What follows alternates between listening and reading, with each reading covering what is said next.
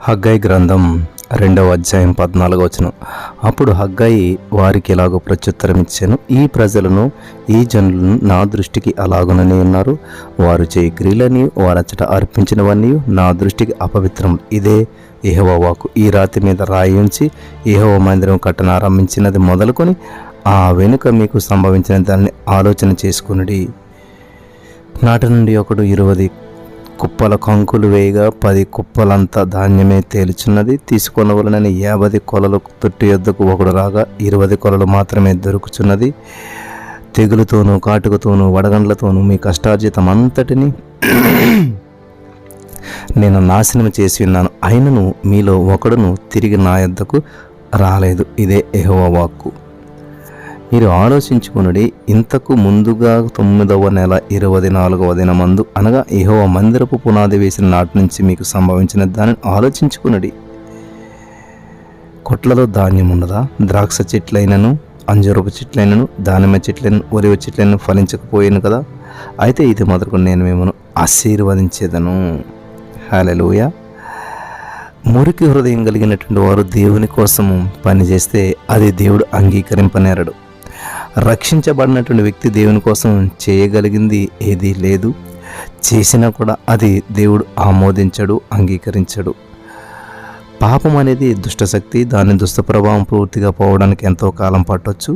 దేవాలయం కట్టిన తర్వాత కూడా మరి వారిలో కొందరు వెనుక పాపాలు మళ్ళీ చేసి పూర్తిగా బయటపడ్డట్టుగా లేదు మనకు అక్కడ.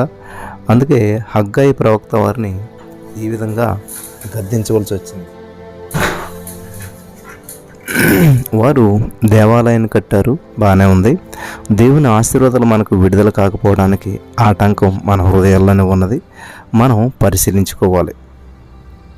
దేవుని వద్దకు మనం పూర్వకంగా తిరిగి వచ్చిన మరుక్షణమే మన ఆశీర్వాదాలు మనకు వచ్చేస్తాయి అనటంలో ఎటువంటి సందేహం ఆస్కారం లేదు. హృదయ శుద్ధి మనకు ఉండాలి. దేవుడు మనల్ని దీవిస్తాడు. అంతేగాని ఊరికే మనం సనగకూడదు. అలాగే చేస్తే మనకే నష్టం. మతాచార కార్యక్రమాలు జరుగుతూనే ఉన్నాయని చెప్పి మనసాక్షిని జోకొట్టి బుజ్జగించుకొని రాదు. ఇలాంటివి ఆయనకు అయిష్టకరమైనటువంటివి అని చెప్పి అంటున్నాడు దేవుడు. దేవునికి స్తోత్రం. బబులోను చెరలో ఉండగా కూడా వారికి మతం ఉంది. అది కేవలం వేషధారణ మాత్రమే. అపవిత్రమైన తెచ్చి పవిత్రమైనటువంటి దానికి అంటించరాదు. మొత్తం అంతా కూడా అపవిత్రమైపోతుంది. పులిసిన పిండి కొంచెమైనా సరే ముద్దంతా కూడా పులి చేయనని చెప్పి మీరు ఎరుగురా అని చెప్పి అక్కడ దేవుడు అంటూ ఉన్నాడు. మన హృదయాలు దేవుని ఎదుట పరిశుద్ధమైనవిగా ఉంటేనే దేవుని దీవెనలు మనకు ప్రాప్తిస్తాయి. అలా లేనట్లయితే శిక్ష తప్పదని చెప్పి ఇక్కడ ప్రవక్త వారిని గద్దించాడు. మనం క్రమంగా ఆరాధనకు హాజరు కావాలి. మన బోధకుడు దేవుని వాక్యమును నమ్మకంగా ప్రకటించాలి. దేవుని మాట వినాలి. శుచి లేనటువంటి భక్తి దేవుని సన్నిధిలో నేరమవుతుంది. ఉద్యమం ఆగిపోవడానికి కారణం మన హృదయ స్థితే. హగ్గయి మాటలు తేటగా సూటిగా ధ్వనిస్తూ ఉన్నాయి. దేవునికి స్తోత్రం. హగ్గయి లాంటి బోధకులు ఈ యొక్క 21వ శతాబ్దంలో మనకు కావాలి. అలాంటి వారిని మరి దేవుడు ఈ తరం వారిని ఈ యువతలో లేపాలి అని మనం ప్రార్థన చేయాలి. పరిశుద్ధత దేవునికి అనుకూలం. ఇక్కడ ప్రిల్ల మత్తాయి 5:8 హృదయశుద్ధి గలవారు ధన్యుల వారు దేవుని చూచెదరు అని ఉన్నది. హగ్గయి 2:15 కూడా ఈ రాతి మీద రాయించి యెహోవా మందిరం కట్టనారంభించిన మొదలుకొని అంటూ ఉన్నాడు. ఇక్కడ మన జీవితంలో ప్రతి సంఘటన వెనక దేవుడు ఉన్నాడు. ఇది గమనించదగ్గ విషయం. ప్రియులారా గమనించాలి. పశ్చాత్తాపతులైనటువంటి మరుక్షణం నుంచే దేవుడు మనల్ని ఆశీర్వదిస్తాడు. హల్లెలూయా. హగ్గయి నోట వెలువడినటువంటి దేవుని నినాదాలు 2 ఈ అధ్యాయంలో మనకి ధ్వనిస్తూ ఉన్నాయి. 1 బలపడండి, 2 పరిశుద్ధులై ఉండండి. అవి గడ్డు రోజులు. ప్రజలు చాలా బీదవారు, నాయకులు నిరాశవాదులయ్యారు. అవి జాతీయ విపత్తు దినాలని చెప్పి మనం గ్రహించాలి. మందిరం కట్టడం ఇక్కడ మనం చూసినట్లయితే ప్రియులారా, మందిరం కట్టడం అంటే మాటలు కాదు, సంఘటిత కృషి ఉంటేనే కానీ కార్యక్రమం సజావుగా జరగదు. సొలొమోను దేవాలయం భౌతిక వైభవం. ఇప్పుడు ఈ ఆలయంలో మహిమ కలిగినటువంటి ప్రభువు మరి తానే స్వయంగా వేంచేయుచున్నాడు. ఏది గొప్పది? భౌతికమైనది, నీడ ఆధ్యాత్మికం, దాని నిజ స్వరూపం అన్నమాట. గమనించాలి. భౌతికమైనది నీడ, ఆధ్యాత్మికం దాని నిజస్వరూపం. వృద్ధులు వెనుకటి చరిత్రను గురించినటువంటి కళలు కానీ యువతను నిరుత్సాహపరిచే మాటలు మాట్లాడకూడదు. వెనుకటి రోజుల కంటే ఇప్పుడు ఎక్కువ మహిమ, ఇది గొప్ప సవాలు. అలనాటి యాజకులు చాలామంది పరిశుద్ధతను పాటించలేదు. వారి బలహీనత వలన సమాజం అంతా కూడా బలహీనమైపోయింది. దైవ సేవకుల యొక్క ఆధ్యాత్మికమైనటువంటి నీతి ప్రమాణాలు హెచ్చు స్థాయిలో ఉండాలని చెప్పి ఈరోజు వర్తమానం మనకి సవాల్ చేస్తూ ఉంది. ఈ రోజున దేవుని మందిరం భౌతికం కాదు, ఇది ఆధ్యాత్మికమైనటువంటి మహామందిరం. భౌతికం ఆధ్యాత్మికమునకు ఛాయారూపం. మరి ఈ యొక్క వాస్తవాన్ని మనం మరవకూడదు. నిజ స్వరూపం సరిగా ఉంటే నీడ దానిని అనుసరించే ఉంటుంది. భౌతిక ఆధ్యాత్మిక అంతస్తులకు ఉన్నటువంటి పరస్పర సంబంధం ఎంతో అర్థవంతమైనది. దేవునికి స్తోత్రం కలుగును గాక. ప్రజల ప్రవక్త మాటలలో నమ్మకం ఉంచి దేవుని ఎదుట విధేయత, గౌరవం చూపించడం ప్రారంభించినందుచేత వారి యొక్క పరిస్థితులు హఠాత్తుగా అద్భుతంగా మారిపోతాయని చెప్పి ఇక్కడ దేవుడు మాటిస్తూ ఉన్నాడు. దేవుడు వారిని శిక్షించడానికి బదులు దీవిస్తాడు, వెంటనే ఆ విధంగా చేయని ఆరంభిస్తాడు. అలాంటి మార్పు వచ్చినటువంటి తేదీని, అందుకు కారణాన్ని గమనించండి అంటున్నాడు దేవుడు. ఈ విధంగా వారు చేస్తే దేవుని చిత్తాన్ని, ఆయన విధానాలను నేర్చుకున్నటువంటి వారు అవుతారు. చెర నుండి తిరిగి వచ్చినటువంటి యూదులు దేవాలయ నిర్మాణం త్వరలో పూర్తి చేయవలసి వస్తుంది. 15 సంవత్సరాలు ఇట్టే దొర్లిపోయాయి. వారు ఇంకా దేవాలయ నిర్మాణాన్ని ముగించలేకపోయారు. దేవునికి స్తోత్రం. వారు దేవుని పనిని ప్రక్కకు నెట్టేసి తమ సొంత పనులు ఇక్కడ వాళ్ళు చేసుకుంటున్నటువంటి వారుగా ఉన్నారు. హగ్గై దేవుని ప్రవక్తగా వారికి ప్రబోధం చేశాడు. హగ్గై 1:5 చూసినట్లయితే, కాబట్టి 5 అక్కడ సైన్యములకు అధిపతి యెహోవా సెలవిస్తున్నట్టుగా మనం చూస్తూ ఉన్నాం. ఇక్కడ దేవుని పక్షాన హగ్గై మాట్లాడుతున్నాడు. దేవుని పని కంటే ముఖ్యమైన పని మనకి ఏదీ లేదు. దేవుని రాజ్య నిర్మాణం మనకు సొంత పని కంటే ఎంతో ప్రాముఖ్యమైనటువంటిది. దేవుని పనిని ఆపొద్దు, వాయిదా వేయొద్దు. అసలు ముఖ్యమైనటువంటి ఏదో దాని మీద మనసును పెట్టాలంటున్నాడు. దేవుడు తన పనిలో మనకు ఎంతో ప్రోత్సాహం ఇస్తాడు, బలపరుస్తాడు, పరిశుద్ధాత్మలను నింపి దేవుని పనికి సరిపోయే శక్తిని ఇస్తాడు. చివరికి విజయం మనదే. లోకమును జయించిన ప్రభు మన నాయకుడు. ఆయన విజయం మనదన్నమాట. మెస్సయ్య రాకడను గురించి, ఆయన రాజ్యం గురించి మనకు ఎంతో నిరీక్షణ ఉన్నది, ఆశాభావం మన గుండెల్లో ఉన్నది. నీవు చేయవలసిన పని ఏదో దేవుడు నీకు చెప్పాడు, ఆయన దానిని నీకు అప్పగించాడు. ఆ పని ఆరంభించుటకు జాగు చేయకూడదు, భయపడకూడదు. ఆయన యందే అనంతమైనటువంటి వనరులు ఉన్నాయి. అడిగితే ఆయన అవన్నీ మన కోసం విడుదల చేస్తాడు. మనకు అప్పగించబడినటువంటి పనిని త్వరగా చేసి ముగించడానికి కావలసిన ప్రోత్సాహం దేవుడిస్తాడు. దేవుడు తన దాసుల ద్వారా మనకు చేయవలసిన హెచ్చరికలు చేస్తాడు. దారి పొడుగునా కూడా దేవుని ఆత్మ మనల్ని ధైర్యపరుస్తూనే ఉంటాడు. దేవునికి స్తోత్రం కలుగును గాక. హగ్గై ఒక ప్రవక్తగా మనకు ఎంతో సన్నిహితుడయ్యాడు. యూదా రాజ్యానికి దేవుడు నియమించినటువంటి మంచి ప్రవక్త హగ్గై అనమాట. క్రీస్తుపూర్వం 520 సంవత్సరంలో, క్రీస్తుపూర్వం 520 ప్రాంతంలో యూదులు బబులోను చెర నుంచి వచ్చిన తర్వాత హగ్గై సేవ ప్రారంభమైంది. క్రీస్తుపూర్వం 586లో యూదా బబులోనుకు చెరగొనిపోబడింది. యెరూషలేమును, అక్కడ దేవాలయాన్ని బబులోను రాజు పూర్తిగా ధ్వంసం చేశాడు. కోరేసు పారశీక రాజు అతడు ఆజ్ఞను జారీ చేసి యూదులు తమ స్వదేశానికి వెళ్ళిపోవచ్చు అని చెప్పి అన్నాడు. దేవుడే అతనికి మంచి మనసునిచ్చాడు. వారు స్వదేశానికి తిరిగి వచ్చి దేవుని ఆలయాన్ని పునర్నిర్మించడమే దేవుని చిత్తం. వారు యెరూషలేముకు తిరిగి వచ్చారు. కట్టడం పని మొదలయ్యింది. దేవునికి స్తోత్రం కలుగును గాక. కానీ త్వరగా ముగించలేకపోయారు. హల్లెలూయా. హగ్గై వచ్చి వారికి వచ్చినటువంటి సవాలును బట్టి అందరూ కూడా పని చేయడానికి నడుము బిగించారు. దేవుని ఆలయ నిర్మాణం పని చురుకుగా సాగింది. ఆలయం సగం కట్టి అంతటితో వదిలివేసి వారు తమ సొంత ఇండ్లు కట్టుకున్నారు. వారు సరంబి వేసినటువంటి ఇండ్లలో హాయిగా ఉండిపోయారు. వారి యొక్క పనులు దేవుని యొక్క పనుల కంటే ఎంత మాత్రము కూడా ముఖ్యం కాదనమాట. దేవుని పనులను మనం చూస్తే దేవుడు మన పనులను చూస్తాడు. హల్లెలూయా. జకర్యా, హగ్గయి ఇద్దరు కూడా సమకాలికలు. దర్యావేసు కాలం నాటి రాజ్య ప్రవక్తలే వీరిద్దరు కూడా. దర్యావేసు అనేటువంటి పేరుకు అర్థం మద్దతు ఇచ్చేవాడు, ఆదుకునేటువంటి వాడు. ఇక్కడ రక్షించబడిన తర్వాత కూడా శరీరానుసారమైన మనస్సు విశ్వాసుల్లో ఉంటుంది. అది వారి ఆశీర్వాదాలను దోచుకుంటుంది. వారు ముట్టినదంతా కూడా అపవిత్రమవుతుంది, మైలుపడుతుంది. వారు చేసే మంచి పనులు కూడా శరీరానుసారమైనటువంటి మనసు మూలంగా అపవిత్రమవుతాయి. యేసుక్రీస్తు రక్తశుద్ధే దీనికి పరిష్కారం. దేవుడు తన బిడ్డలను ఆశీర్వదించడానికి ఎల్లప్పుడూ సిద్ధంగానే ఉన్నాడు. తప్పు చేసినప్పుడు ఒప్పుకొని పశ్చాత్తాప్తులైతే ఆయన తప్పక క్షమిస్తాడు. జీవితంలో ముఖ్యమైనటువంటి వాటికి ప్రథమ స్థానం ఇవ్వడం ప్రభు మనకు నేర్పిన విద్య. ఒకసారి ఒక యువకుడు యేసు ప్రభు దగ్గరకు వచ్చాడు. అతడు గొప్ప ధనవంతుడైనటువంటి అధిపతి. యేసుక్రీస్తుకు ఈ ధనవంతునికి మధ్య కలవలేదు. ప్రభువుకు దేవుని రాజ్యం ముఖ్యం అనమాట. అందుచేత ఆ యువకుడు చిన్నబుచ్చుకుని అలాగే వెళ్ళిపోయాడు. యేసుక్రీస్తు ప్రభు వారు డబ్బును ఎందుకు వ్యతిరేకించడనగా మనం విలువలు ఎరిగి ఉండాలి. విలువలు గల దానికోసం విలువలేని వదులుకోవాలి, విలువలేని దాన్ని. మత్తయి 6:19 భూమి మీద మీ కొరకు ధనము కూర్చుకొనవద్దు, ఇక్కడ చెమ్మెటయు తుప్పును తినివేను, దొంగలు కన్నం వేసి దొంగిలెదరు. ఐహికమైనటువంటి ధనం పరలోకమునకు పనికిరాదు, ఇది అక్కడ చెల్లదు. దేవుని రాజ్యంలో విలువ వేరు. యేసు నామను ఒక దీనునికి ఇచ్చేటువంటి చాలా నీరు దేవుని రాజ్యంలో ఎంతో విలువైనటువంటిదిగా పరిగణించబడుతుంది. దేవుని రాజ్యంలో ఐశ్వర్యం అనంతమైనటువంటిది, ఇహలోక రాజ్యంలో ఐశ్వర్యం తాత్కాలికమైనటువంటిది. అందులో ఆధ్యాత్మికమైనటువంటి విలువలే లేనే లేవు. అందుకే యేసుక్రీస్తు ప్రభువు మనల్ని హెచ్చరించాడు అనమాట. జాగ్రత్త, సిరికి దేవునికి దోసలయ్యుండుట అసాధ్యం. ఇహలోకంలో ఐశ్వర్యం తనకు మనం బానిసలుగా మారుస్తుంది అనమాట. నీ ధనం ఎక్కడ ఉంటుందో నీ హృదయం అక్కడ ఉంటుందని మత్తయి 6:21 దేవుడు చెప్పాడు. మత్తయి 25:32-33 చూసినట్లయితే గొల్లవాడు మేకల్లోని గొర్రెలను వేరుపరిచినట్లు ఆయన వారిని వేరుపరిచి తన కుడివైపు గొర్రెలను ఎడవైపు మేకలను నిలబెడతాడంటండి. వీరు నిత్య జీవనకును నీతిమంతులు నిత్య జీవనకు పోదురు అని చెప్తా ఉన్నాడు. మార్కు 10:17 ఆయన బయలుదేరి మార్గమును పోవచ్చుండగా ఒకడు పరిగెత్తుకొని వచ్చి ఏం చేస్తూ ఉన్నాడంటే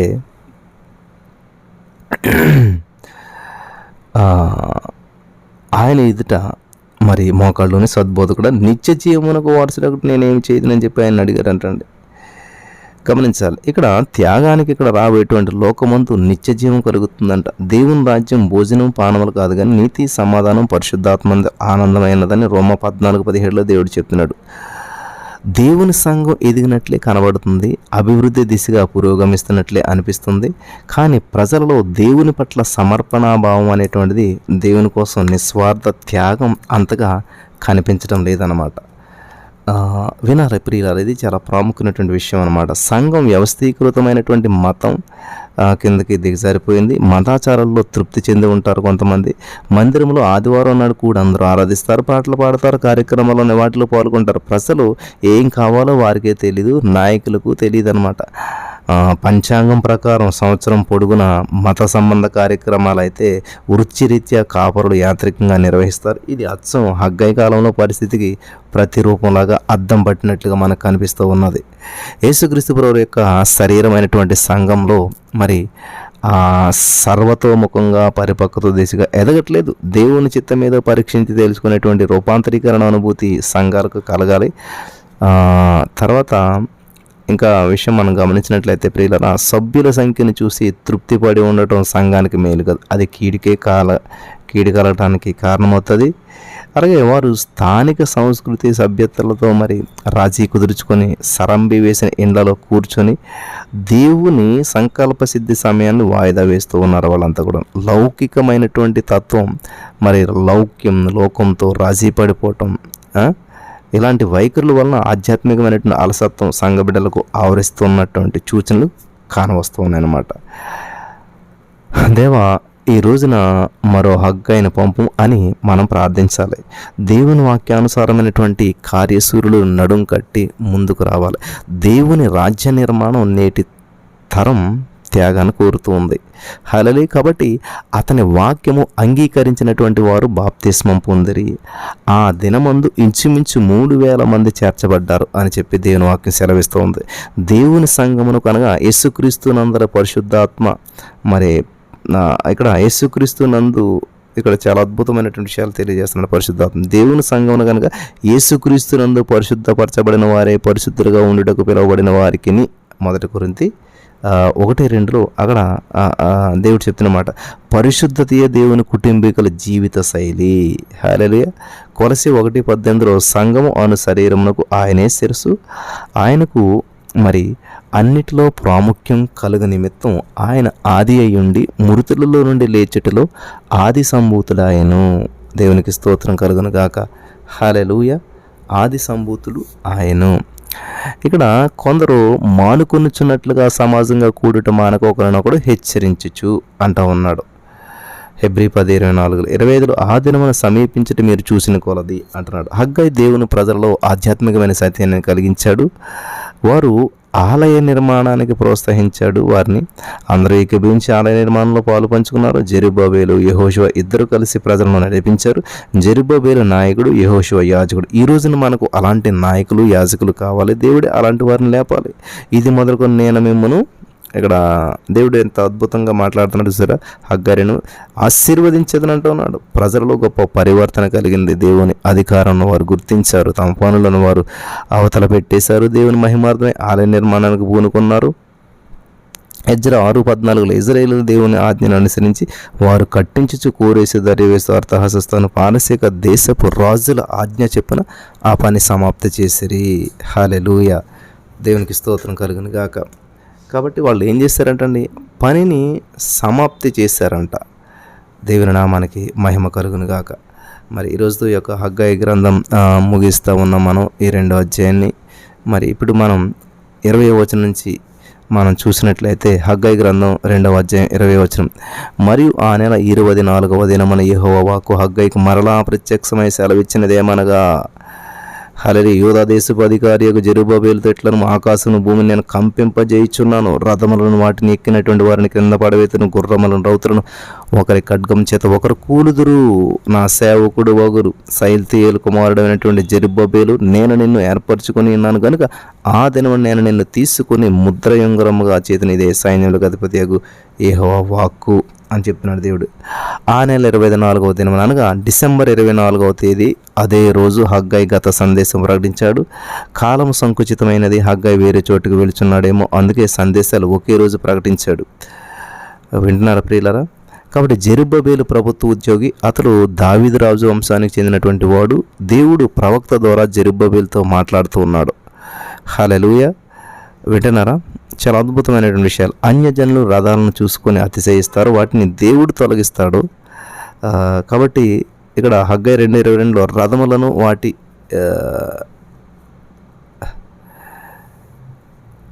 వాటిని ఎక్కిన వారిని కూడా కింద వేస్తాను అంటున్నాడు దేవుడు. ఇది మహాశ్రమల కాలం గురించిన ప్రవచనం. వారు రథాలను నమ్ముకున్నారు.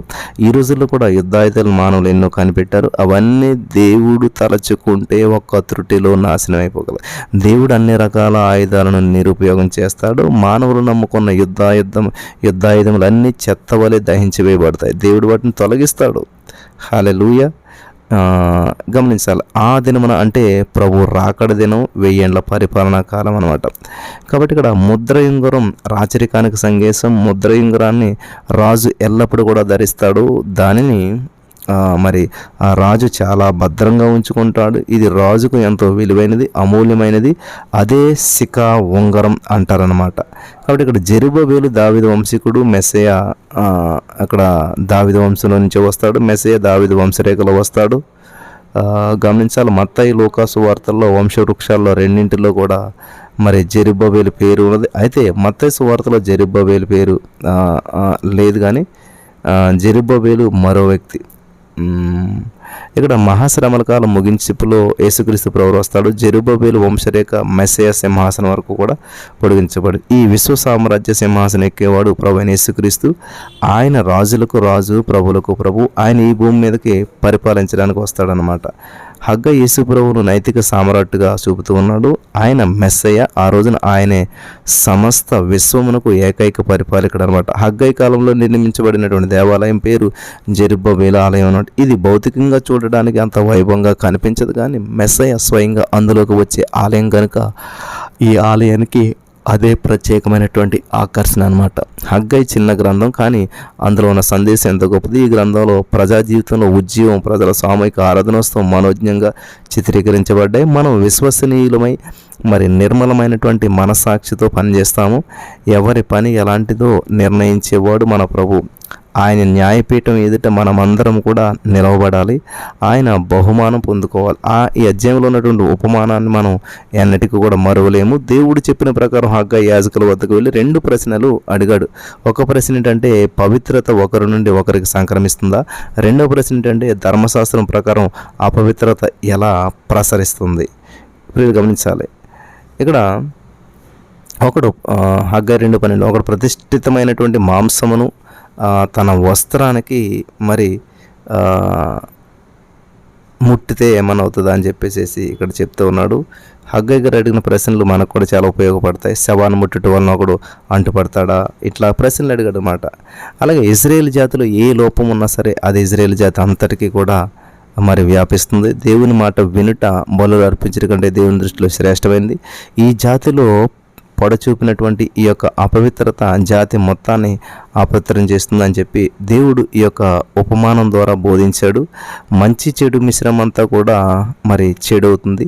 మంచి చెడ్డల తెలివి పాపుల పట్ల చెడు అవుతుందన్నమాట. గమనించాలి ప్రియులారా, చెడు వైపుగా మొగ్గుతుంది. ఇక్కడ దేవుని పిలుపు ఒక విశ్వాస జీవితంలో ఎంతో ముఖ్యం. జెరుబ్బేలు నేను నిన్ను ఏర్పరచుకొని ఉన్నాను అంటున్నాడు యెహోవా. దేవుని పిలుపు ఏర్పాటు లేనిదే ఎవరు కూడా సేవ చేయలేరు, నిలకడగా దేవుని సేవలో ఉండలేరు. వింటున్నారా? కాబట్టి ఇక్కడ బబులోన్లో జెరుబ్బేలు పుట్టాడు, పెరిగాడు, తన ప్రజల మధ్య మంచి పేరు ప్రఖ్యాతలు గడించాడు. కోరేసు అతని ఎంతో అభిమానించాడు. వీటన్నిటికీ కూడా తోడు మంచి తలాంతులు ఎన్నో అతనికి ఉన్నాయన్నమాట. వెండి నాది, బంగారు నాది అంటున్నాడు దేవుడు ఇక్కడ. హల్లెలూయా. కాబట్టి హగ్గై 2:20-23 వాక్య భాగమందు హగ్గై తన సందేశం ఇస్తూ రాబోయేటువంటి గొప్ప విప్లవాలను పేర్కొన్నాడు. భూకంపం వస్తుందని భూమికి కంపింపజేసినటువంటి వాడు యెహోవా అని చెప్పి ఆకాశం కంపిస్తుంది, సింహాసనాలు కూలిపోతాయి, రాజ్యాలు సమూల ధ్వంసం అయిపోతాయి, యుద్ధరథాలు ధ్వంసం అవుతాయి, మరి గుర్రాలపై రౌతులే మరి పరస్పరం ఒకరినొకరు చంపుకుంటారు. మానవ చరిత్రలో ఎటువంటి సంఘటనలు మామూలే. రాజ్యాలు లేస్తాయి, పడిపోతాయి, రాజకీయంగా పలు దేశాలు విప్లవాలు చెలరేగుతాయి. గమనించాలి, మంచి చెడు రెండింటి మధ్య నిరంతరం పోరాటం ప్రవర్తిల్తూనే ఉంటుంది. సత్యానికి అసత్యానికి మధ్య నిరంతర పోరాటం జరుగుతూనే ఉంటుంది. దేవుడు ఎల్లప్పుడూ కూడా సత్యం పక్షాన ఉన్నాడు, సత్యమే జయిస్తుంది. ఈ పోరాటంలో దేవుడు తన బిడ్డలతోనే ఉంటాడు. జెరుబ్బేలు లాంటి వారిని దేవుడు ఏర్పరచుకుంటాడు, వాడుకుంటాడు. దేవాలయ పునర్నిర్మాణంలో దేవుడు తన సేవకుడైన జెరుబ్బేలును ఘనంగా వాడుకున్నాడు. జెరుబ్బేలు దేవుని ముద్ర ఉంగరం, రాజముద్ర ఆ ఉంగరం మీద ఉంటుంది. దేవుని ఆభరణాలు ఈ దైవ సేవకులు అన్నమాట. ఆ సత్యాన్ని ఎదిరించడానికి, సత్యం పక్షంగా నిలవడానికి అధికారం దేవుడిచ్చింది అనమాట. ఇటువంటి సేవకులు దేవుడు ఆశ్రయము, దుర్గము, ఆపత్కాలంలో నమ్ముకొనదగినటువంటి సహాయకుడు ఆయన అనమాట. ఈ రెండవ దేవాలయం ఎంత ప్రాముఖ్యమైనదో హగ్గై వివరించాడు. పర్ణశాలల పండుగ వచ్చింది. ఆ పంటను సమకూర్చుకునేటువంటి పండుగ. ఆ సమయంలో వారికి చాలినంత ఫలసాయం రాలేదు, నిరుత్సాహపడ్డారు. వెనుకటి కట్టడం సొలొమోను మందిరం, దాని వైభవమును వృద్ధులు తలపోసుకొని ఈ యొక్క దేవాలయం దానికంటే తీసుకట్టు అన్నప్పుడు దేవుని నిర్మాతలలో మరి నిరుత్సాహం కలిగింది. హగ్గై వారి నిరుత్సాహం పోగొట్టాడు అనమాట. దేవునికి స్తోత్రం కలుగును గాక. హల్లెలూయా. హగ్గై సువర్ణ యుగం రాబోతుందని చెప్పి సూచించాడు. విశ్వసనీయులకు మరి సత్యప్రియులకు గొప్ప భవిష్యత్తు ఉంది. సైన్యములకు అధిపతి అయినటువంటి యెహోవా సన్నిధి వారికి ప్రియులు గమనించాలి, సన్నిధి వారికి తోడుగా ఉంటుంది అనేటువంటి హామీ ఇచ్చాడనమాట దేవుడు. వీరు ఐగుప్తు దేశంలో నుండి వచ్చినప్పుడు నేను మీతో చేసిన నిబంధన జ్ఞాపకం చేసుకుంటాను. హగ్గై 2:5 చెప్తున్నాడు. మంచి రోజులు ముందున్నాయి, ప్రజల సౌశల్యం రాణిస్తుంది, ప్రతి ఒక్కరూ నాలుకపై సత్యం ఉంటుంది. హల్లెలూయా. దేవునికి స్తోత్రం కలుగును గాక. కాబట్టి ప్రతి ఒక్కరి జీవితానికి పరిశుద్ధమైన సుగుణం, అలంకారం, ఆభరణ, ఆకర్షణమే వెలుగుతుంది అనమాట. పరలోక ఫలమైనటువంటి ప్రేమ, సంతోషం, సమాధానం, దీర్ఘశాంతం, దయాళుత్వం, మంచి ఫలం, మంచితనం, విశ్వాసం, సాత్వికం, ఆశ, నిగ్రహం ఇవన్నీ కూడా సమృద్ధిగా కనిపిస్తాయి. ప్రతి ఒక్కరి హృదయంలో సైన్యములకు అధిపతి యెహోవా నివాసం ఉంటుంది. మెస్సయ్య రాకడ నిరీక్షణ హగ్గై ప్రవచనంలో మరి జ్యోతికమవుతుంది. ఆదాము హవ్వల పతనం నుంచి మోసే మరణం వరకు కూడా ఆదికాండం 3:15 నుంచి ఆదికాండం 12:3 వరకు కూడా ఒక సరళ రేఖ గీయబడింది. ధర్మశాస్త్ర ప్రధాత, అధిపతి, విమోచకుడైన మెస్సయ్యను మోసే ప్రవచించాడు. హల్లెలూయా. ద్వితీయోపదేశకాండం 18:16 నీ దేవుడైన యెహోవా నీ మధ్య నా వంటి ప్రవక్త నీ సహోదరుడు నీ కొరకు పుట్టించిన ఆయన మాట వినవలెను. దావీదు సొలొమోను రాజుల కాలంలో మెస్సయ్య రాజ్యభావన పరిణితి చెందింది. దావీదు మెస్సయ్య కీర్తనలు ఎన్నో రచించాడు.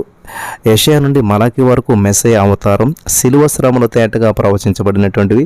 హగ్గై 2:6-9 వరకు మెస్సయ్య రాకడ వాగ్దానాలు ఉన్నాయి. నేటి క్రైస్తవ యుగపు వెలుగులో హగ్గై ప్రవచనాల్లో మెస్సయ్య రెండవ రాకడ భావన మరీ తేటగా మనకు కనిపిస్తూ ఉంది. అన్య ప్రజలందరూ కూడా తమ ఇష్ట వస్తువులు అనగా వెండి, బంగారం తెస్తారు. దేవుడు జాతులను కదిలిస్తాడు. ప్రియుగా గమనించాలి. అప్పటి యూదా యుగంలో ఈ యొక్క ప్రవచన ఇలా నెరవేరయ్యో చూస్తే ఆశ్చర్యం అనిపిస్తుంది. పారసీక అవన్నీ మరి గ్రీసు దేస్తుంది. అలెగ్జాండర్ మరణంతో గ్రీసు ముక్కలుగా చీలిపోయింది. తూర్పు ప్రపంచం అంతా కూడా రోముకు వశమైపోయింది. ఇదంతా జరుగుతూ ఉండగా యూదులు అభివృద్ధి చెందారు. అన్యులు కూడా వచ్చి వారి ఇష్ట వస్తువులు కానుకలు తెచ్చారు.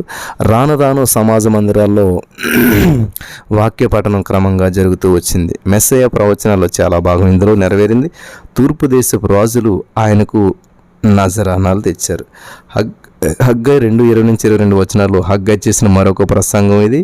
ఇందులో ప్రవచనం ఇంకా నెరవేరవలసి ఉన్నది. లోకంలో ఉన్న జాతులన్నింటికి కూడా తీర్పు రాబోయేటువంటి మహాశ్రమల కాలమే ఈ సింహాసనాలన్నీ కూడా మనం చూస్తున్నాం. దానియేలు గ్రంథంలో ఉన్నటువంటి రాయి చెక్కబడినటువంటి రాయి, మరి అది పైనుండి వచ్చి రాజ్యములన్నిటిపైన పడుతుంది. నెబుకద్నెజరు స్వాప్నిక విగ్రహం దుమ్ము ధూళి అయిపోయింది. దానియేలు 2:4-22-44-45 వచనాలు మనం చూడొచ్చు అనమాట. హల్లెలూయా, దేవునికి స్తోత్రం. దావీదు కుమారుడు యేసుక్రీస్తు ప్రభువు వచ్చి దావీదు సింహాసనం తాను స్థిరపరుస్తాడు. ఆ సింహాసనంకు సమస్త హక్కులు యేసుక్రీస్తుకే ఉన్నాయి. యేసుక్రీస్తే దేవుని యొక్క శాశ్వతమైనటువంటి ముద్ర యంగరం, శాశ్వతమైన శిఖా యంగరం. యేసు రాజ్యం వచ్చినప్పుడు జెరుబ్బయలు మెస్సయ్య యొక్క ప్రధానమంత్రులు ఒకడైనా కూడా ఒకడైపోతారన్నమాట. ఆ మంత్రులు ఒకడై ఉంటాడనమాట జెరుబ్బయలు. బాగుంది. దానియేలు 12:3 బుద్ధిమంతులైతే ఆకాశ నక్షత్రాల జ్యోతులు పోలిన వారు ప్రకాశిస్తారంటాడు. మత్తయి 19:20 యేసు వారితో ఇట్లను ప్రపంచ పునర్జన్మందు మనుష్య కుమారుడు తన మహిమను సింహాసనం మీద ఆసీనుడయుండును అని చెప్పి మనం చదువుతూ ఉన్నాం. దేవునికి స్తోత్రం. దేవుడు ప్రజలకు ప్రవక్త ద్వారా సాధారణ సందేశం ప్రకటించాక జెరుబ్బయలుకు పంపిన ప్రత్యేక సందేశమే ఈ చివరి పాఠం. దీనిలో హగ్గై గ్రంథం ముగుస్తుంది. జెరుబ్బయలు గొప్ప ప్రజానాయకుడు.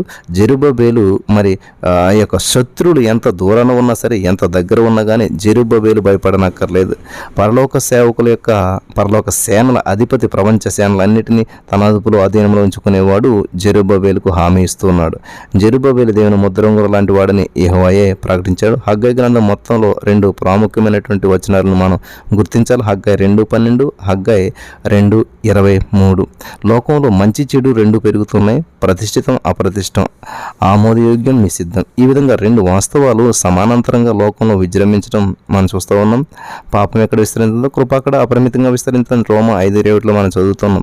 పాత నిబంధన వ్యవస్థలో దేవునికి అర్పించబడినటువంటి బలి మాంసం పరిశుద్ధం, కానీ అది ప్రత్యేకమైన కానీ దాని పరిశుద్ధత స్పర్శ ద్వారా వేరే వస్తువులకు ప్రసరించదు అంటదు. అయితే అపవిత్రుడు తన అశుచిని ప్రసారం చేస్తాడు. స్పర్శ ద్వారా అంటు వ్యాపిస్తుంది. ఆరోగ్యం ప్రసరించదు కానీ రోగం పరంగా ప్రసరిస్తుంది. అది పాత నిబంధన. అనగా పాత నిబంధనలో చెడుగు వ్యాపించింది కానీ మంచి అలాగని వ్యాపించలేదు. ప్రియులు గమనించాలి. ఈ బలహీన జాతి అంతా కూడా ప్రసరించింది. అదొక అంటువ్యాధిలాగా వేగవంతంగా వ్యాప్తి అయిపోయి మొత్తాన్ని దుష్ప్రభావానికి గురి చేసింది. వారిలో మిగిలిన కొద్దిమంది కూడా పాడైపోయారు. 70 సంవత్సరాలకు ముందు బబులోను రాజు యెహోయాకీనును చెరగొనిపోయాడు. అప్పుడు యెహోయాకీను దేవుని విసర్జించాడు. ఇర్మియా 22:24 కొన్య నా కుడి చేతికి శిఖా ఉంగరంగా ఉండినను దాని మీద నుండి నిన్ను ఓడదీసి వేసేదనని నా తోడని ప్రమాణం చేయించున్నాను అన్నాడు. ఆ ఉంగరం మీరు గమనించినట్లయితే ప్రియులరా, ఆ ఉంగరం ముద్ర ప్రభుత్వం దస్తావేజులన్నిటి మీద ఉంటుంది. అది లేనిదే ఏ పత్రము కూడా చెల్లదు. అది అధికారపూర్వకమైనటువంటిది అనమాట. యెహోయాకీను మనవడే జెరుబ్బయలు. అతడు బబులోను నుండి ఇప్పుడు యెరూషలేముకు వచ్చాడు. దేవుడు ఇప్పుడు జెరుబ్బయలును తన ముద్ర ఉంగరంగా నియమించాడు. దేవునికి స్తోత్రం. ఈ జెరుబ్బయలు వంశమే పొడిగించబడి మెస్సయ్య వరకు వచ్చింది. దావీదు కుమారుడైన యేసుక్రీస్తు ప్రభువు వచ్చి రాజ్యం స్థాపించినప్పుడు ఈ ప్రవచనం యొక్క పూర్తి నెరవేర్పు అందరూ కూడా చూస్తారు. యేసే దేవుని ముద్ర ఉంగరం. ఈ ముద్ర మరీ చిరిగిపోని రీతిగా మానవతపై ముద్రించబడుతుంది. దేవునికి స్తోత్రం కలుగును గాక. ఇంతటితో హగ్గై ధ్యానాలు మనకు ముగిసినవి.